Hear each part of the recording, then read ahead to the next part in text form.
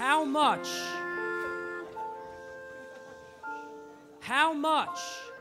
can you take? How much can you take? How much can you be challenged? How much can you be pushed?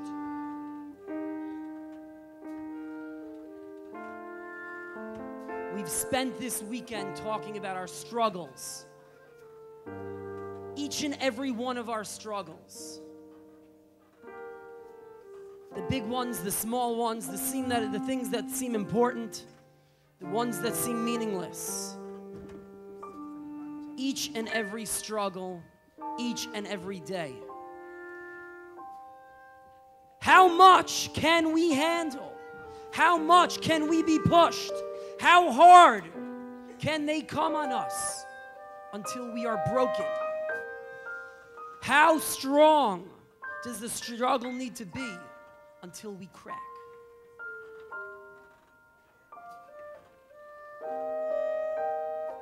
At what point do we throw our arms up in the air and we say, I give up? We have spent this weekend talking about how struggles need to be embraced and how we're not going to win every time.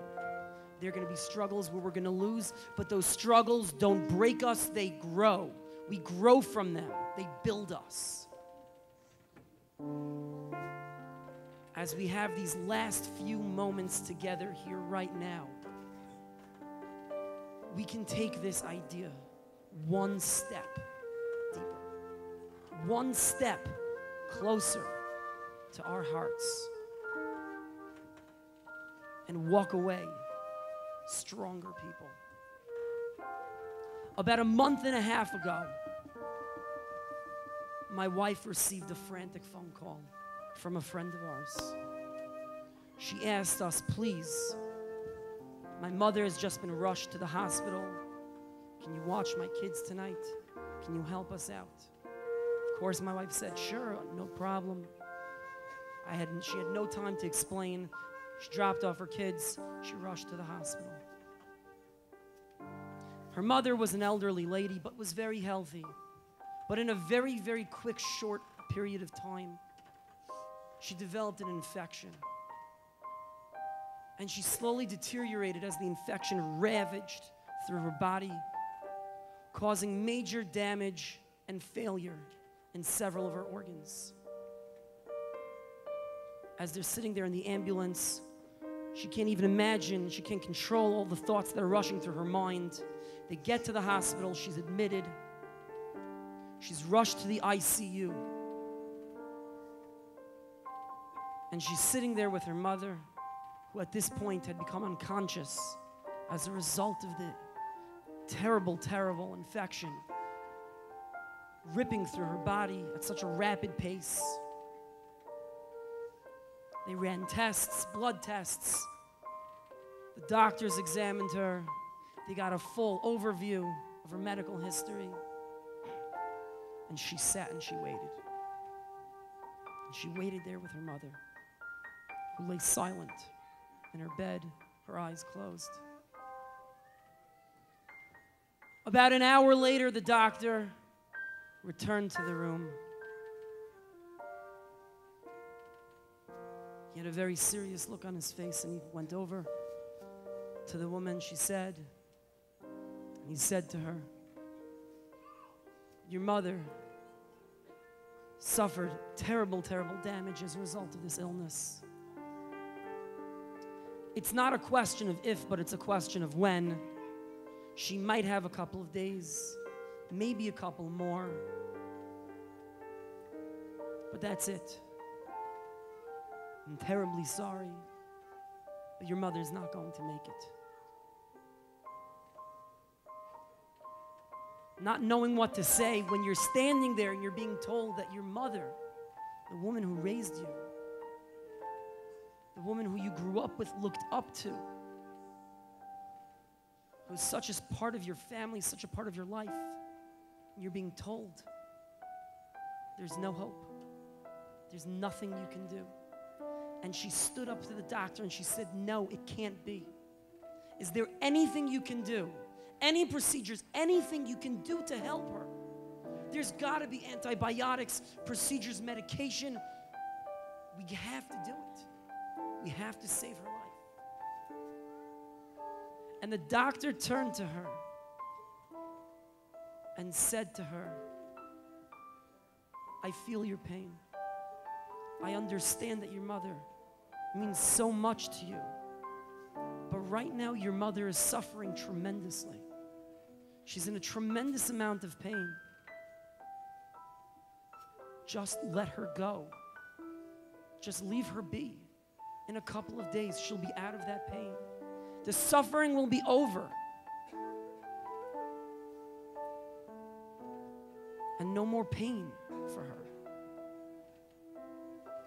And at that moment in her life, she faced perhaps the most incredibly challenging struggle that she has ever faced in her life. Because for once, she was faced with a struggle that she knew she was not going to win. Her mother was not going to make it. It was not going to happen. Her mother was not going to recover from this illness. She wasn't going to recover from the state that she was in. And she had to make a choice. Do I simply let go and give up? Or do I say no? Even though I know I'm not going to win, even though I know there is nothing I can do to succeed, do I throw my hands up in the air and say, I'm done? Do I throw my hands up in the air and say, I give up? And she stood up to the doctor and she said, I know you have more years of medical experience. And I know you have more years of training. And you've seen people in this situation. And I know that you are right. And I know my mother is probably not, or is definitely not going to get out of that bed and be who she was a week ago. But I'm not giving up on her. I'm not done. I'm a Jew. We don't give up. Whatever it is, we're going to do. Whatever procedure is there to allow her to hold on for just one more second of this precious life that we have, we are going to do. The doctor looked at her, rolling his eyes at her, and said, excuse me, miss, your mother is suffering and there is no hope. And she stood up once again and said, I don't care. We are going to do everything that we can to keep her in this world for one more moment, for one more day.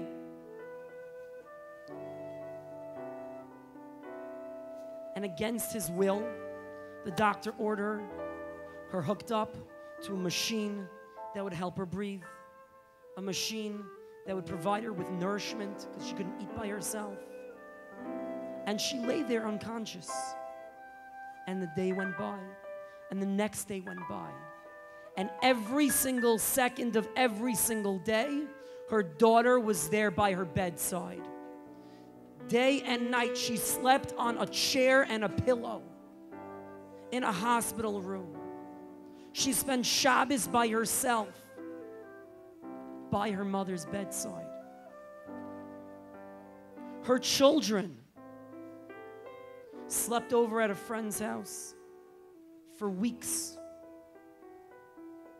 People in the community volunteered to take shifts sitting at her mother's bedside, to give her an hour to go home and say hi to her children, to tuck them into bed. Her entire life was turned upside down. And every day the doctors came in again and said, have you had enough? Isn't it time already? Go home to your family.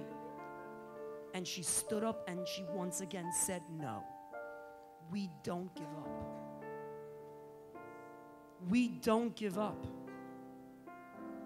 It doesn't make a difference if you're going to win or if you're going to lose. we don't give up. And for 3.5 weeks, day in and day out, Shabbos after Shabbos, alone in a hospital room with nothing but her mother, who on a daily basis is deteriorating, her condition getting worse. The machines every day indicating how her organs, one by one, are stopping to function. She sat there with nothing but a Sefer Tehillim, a Psalms to read, and a Siddur, a prayer book to daven from. And they fought, and they fought, and they fought for 3.5 long weeks. And at the conclusion of those 3.5 weeks, her mother passed on to the next world. Ladies and gentlemen, each and every one of us has struggles. Each and every one of us has challenges. And we think to ourselves, all I need to do is to pass this test. All I need to do is to make the cut on this team. All I need to do is to have this friend, to become popular, to do well in this class. Then I'll be happy. I need to graduate high school with honors, because then I'll get into a good college, and then I'll be happy, because then I'll go on and I'll get a good job, and then I'll be happy. And then when I have my good job, I'll be able to raise a family, buy myself a beautiful house, a beautiful car, and then I'll be happy.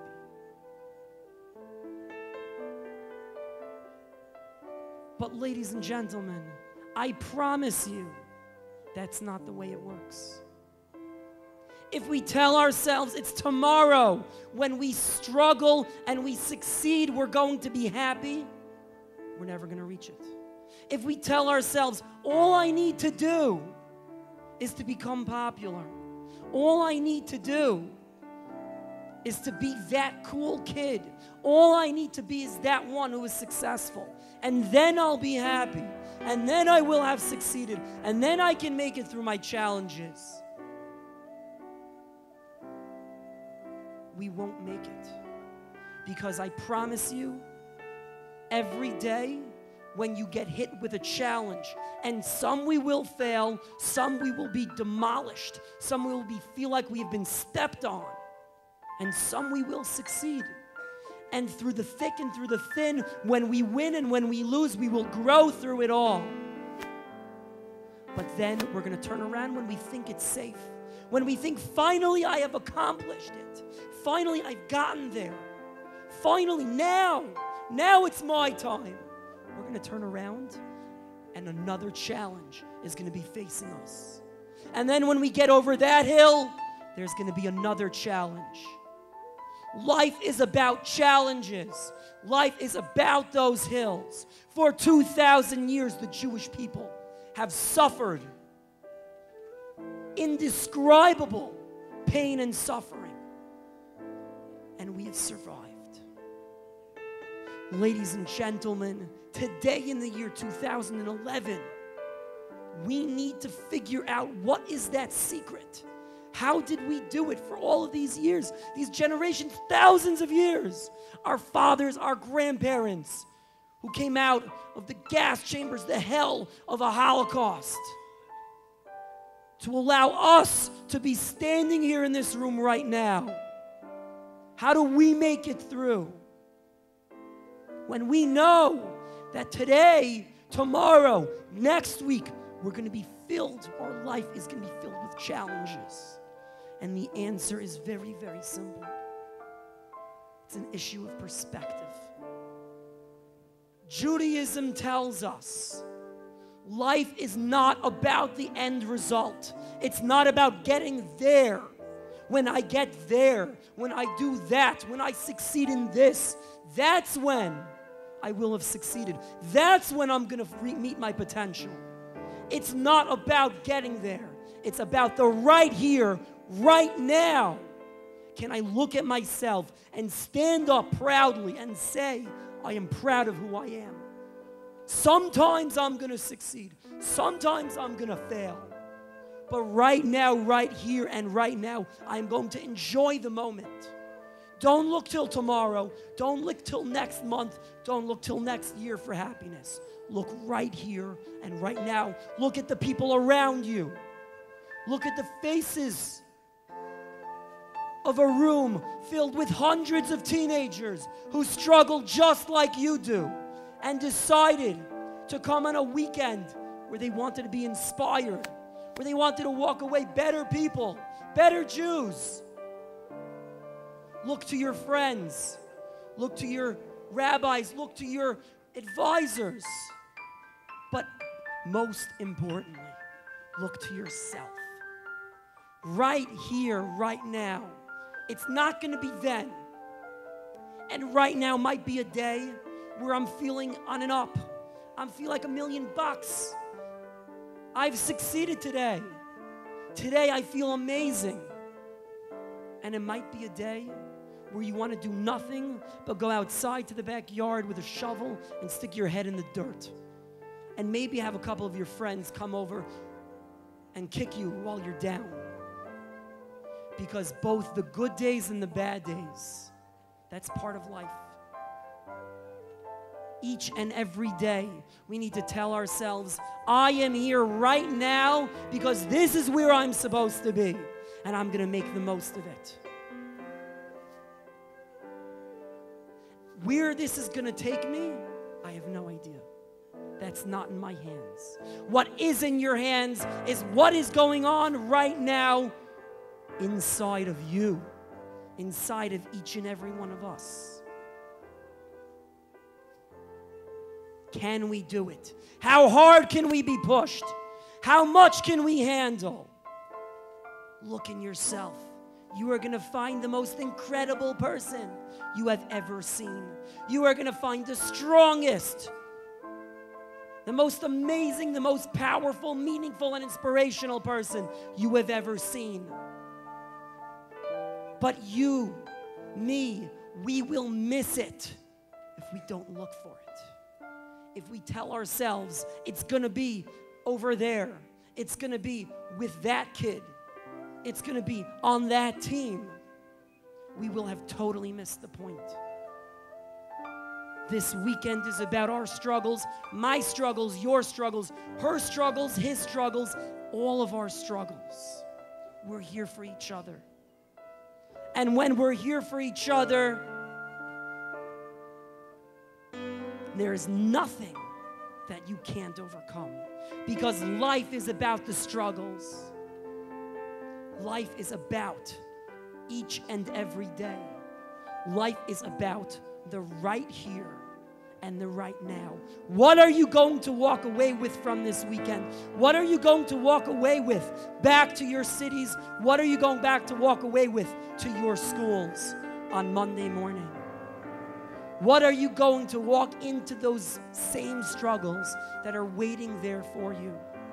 Are you going to say, they're too hard, they're too much, I can't handle this? Or will we tell ourselves, there is nothing that we can't handle? Because we are Jews, and we know that for 2,000 years, this is what we've done. And you are the future of the Jewish people. You chose to be here. How many of your friends are not here right now? How many of your friends decided not to come this weekend?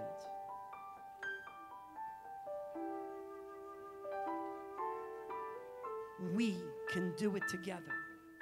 We can inspire each other, but most importantly, we need to each and every day inspire ourselves.